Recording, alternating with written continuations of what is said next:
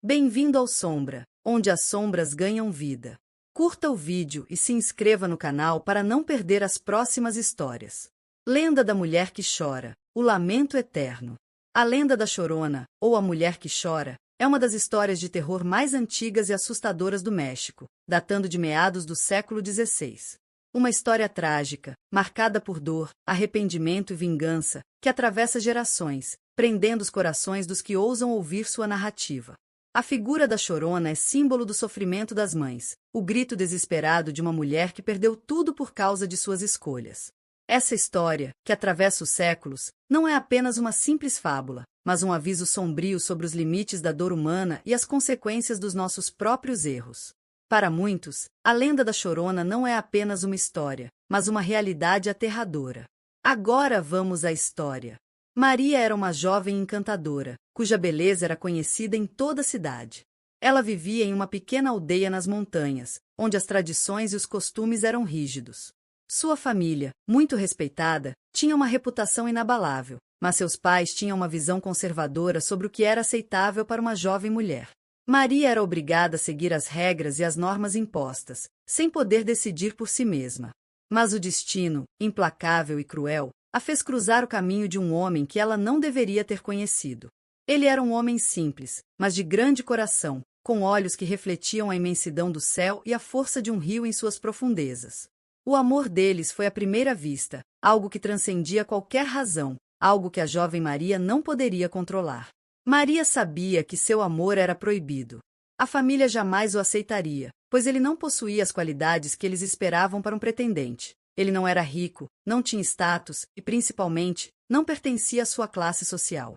Mas o amor é cego, e o destino é implacável. O coração de Maria não podia ser contido pelas regras da sociedade, então ela fez o que muitos fariam em nome do amor: fugiu com ele. O casal, depois de fugir, encontrou um refúgio nas montanhas, longe dos olhares da cidade. Viviam uma felicidade simples, mas cheia de amor. Logo, Maria engravidou e teve 2 filhos, os quais ela amava com todo o seu ser. Eles representavam a felicidade de um amor que resistiu à imposição de um mundo cruel e implacável. A vida parecia perfeita, e por um breve período, Maria sentiu que havia finalmente encontrado seu lugar no mundo. Ela acreditava que sua decisão tinha sido certa, que sua fuga fora a escolha correta.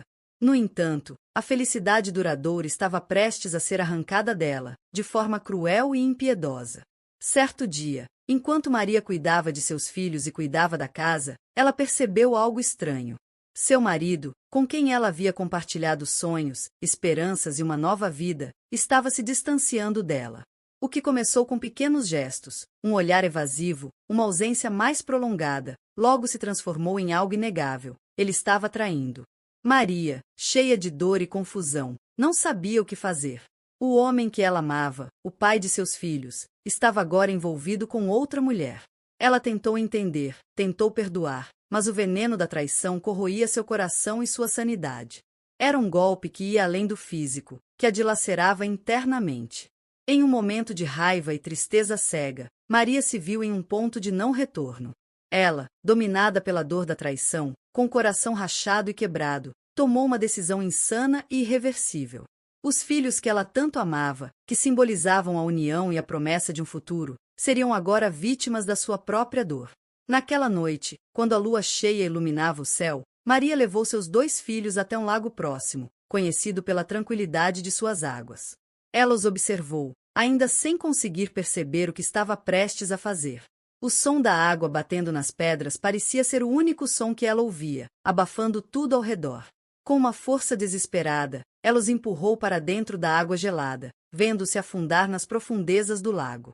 Eles lutaram por um momento, tentando alcançar a superfície, mas as águas geladas não os deixaram escapar. Maria olhou, imóvel, enquanto seus filhos se afogavam diante de seus olhos, sem poder fazer nada. Quando o último suspiro de vida se foi, ela voltou à razão. Foi quando a dor da perda a envolveu completamente. O grito desesperado de Maria ecoou pela noite, mas foi tarde demais. Ela tentou resgatar seus filhos, mas a água havia os engolido. Em sua busca frenética, seus gritos de angústia se misturaram ao som das ondas, como se a natureza mesmo estivesse zombando de sua dor. Maria, tomada pela culpa, pela dor e pela perda, caiu em uma espiral de desespero profundo. Nos dias seguintes, ela vagou pelas florestas e montanhas, chamando pelos seus filhos, mas nunca mais os encontrou. Seu coração, já destroçado, não conseguiu suportar tamanha dor. Dizem que Maria morreu de desgosto, de depressão causada pelo peso de seus próprios atos. Seu corpo foi encontrado às margens do lago, o local onde ela cometera o ato mais terrível de sua vida. Mas a história de Maria não terminou com sua morte. Anos após sua morte, as pessoas começaram a relatar algo estranho. Nas noites de lua cheia, um som aterrorizante poderia ser ouvido, um choro baixo e desesperado, como se alguém estivesse perdido e clamando por ajuda. As pessoas diziam que era o espírito de Maria, ainda buscando seus filhos.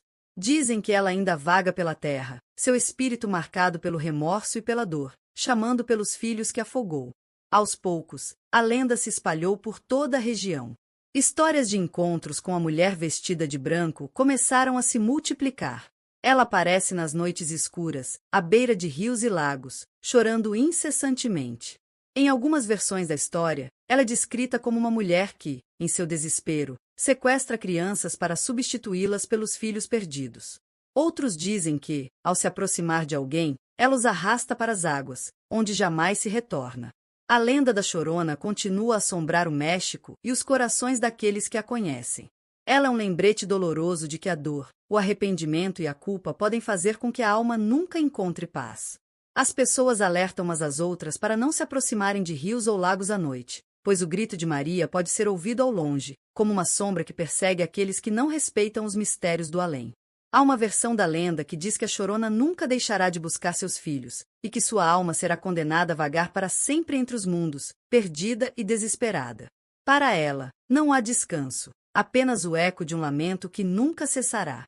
A lenda da Chorona, com sua mistura de tragédia, arrependimento e vingança, permanece viva no folclore mexicano, passando de geração em geração.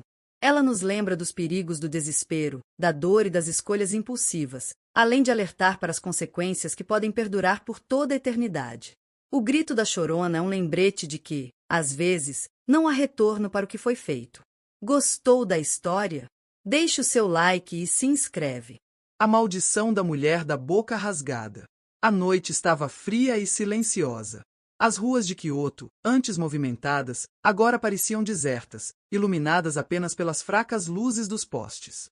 A névoa rastejava pelo chão como dedos invisíveis, ocultando as sombras que espreitavam nos becos. A jovem Aiko, de 17 anos, caminhava apressada para casa depois da aula de reforço. Sua mãe sempre dizia para ela evitar atalhos, mas aquela noite parecia mais escura do que o normal, e o caminho principal levaria pelo menos 20 minutos a mais. O beco estreito ao lado da loja de conveniência seria a melhor opção. Ela respirou fundo e entrou. O som dos seus passos ecoava pelo corredor apertado. Seu coração batia rápido, mas ela tentou ignorar o medo irracional. Então, um ruído inesperado. Um arrastar de tecido. Uma respiração pesada logo atrás dela. Aiko se virou devagar. No fim do beco, uma mulher alta, de longos cabelos negros e vestindo um antigo kimono vermelho, parado no meio do caminho. Seu rosto estava coberto por uma máscara cirúrgica branca. "Eu sou bonita?" A mulher perguntou, sua voz saindo suave, quase melancólica. Aiko hesitou. Seu corpo dizia para correr, mas sua mente tentava racionalizar. Era apenas uma mulher, talvez uma enfermeira ou alguém preocupada com doenças. "Sim", respondeu com sua voz trêmula. A mulher ergueu a mão lentamente, puxando as laterais da máscara. O que Aiko viu fez seu estômago revirar. O rosto dela estava rasgado de orelha a orelha. A pele estava partida como carne podre, revelando dentes amarelados e gengivas arroxeadas. A boca mutilada se abria em um sorriso macabro. "E agora?", sussurrou a mulher, inclinando a cabeça em um ângulo estranho. Aiko tentou dar um passo para trás, mas sentiu algo pegajoso escorrendo pelo nariz. O cheiro metálico invadiu suas narinas. Sangue. Seu próprio nariz começou a sangrar sem explicação. Suas pernas perderam a força.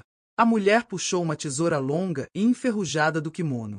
"Se eu sou bonita, então você também será." Aiko gritou e saiu correndo. O beco parecia mais longo do que antes, como se estivesse se estendendo infinitamente. O som de passos arrastados vinha logo atrás dela. Ela se lembrou das lendas. Precisava confundi-la. Com a voz tremula disse: "Você é, mais ou menos bonita." Gritou, sem olhar para trás. O som dos passos parou. O silêncio caiu como um manto de terror. Aiko não perdeu tempo e disparou para fora do beco. Quando alcançou a rua principal, olhou para trás. Nada. Ela tremia, o coração martelando no peito. Tudo parecia normal novamente. Foi quando ela sentiu um leve sopro gelado em sua nuca. "Eu volto para terminar." Aiko girou o corpo em desespero. A rua estava vazia. Mas no reflexo da vitrine ao seu lado, atrás dela, a mulher sorria. E então, a luz piscou. Aiko nunca chegou em casa naquela noite. Na manhã seguinte, seu corpo foi encontrado no mesmo beco. Seu rosto estava mutilado, a boca cortada de orelha a orelha, congelada em um sorriso sangrento. A lenda dizia que a Kushizaki Onna, ou mulher da boca cortada, sempre voltava para buscar mais vítimas. E, naquela noite, ela encontrou outra. Agora, ela pode estar por aí, perto de você. E se ela perguntar, você sabe o que responder?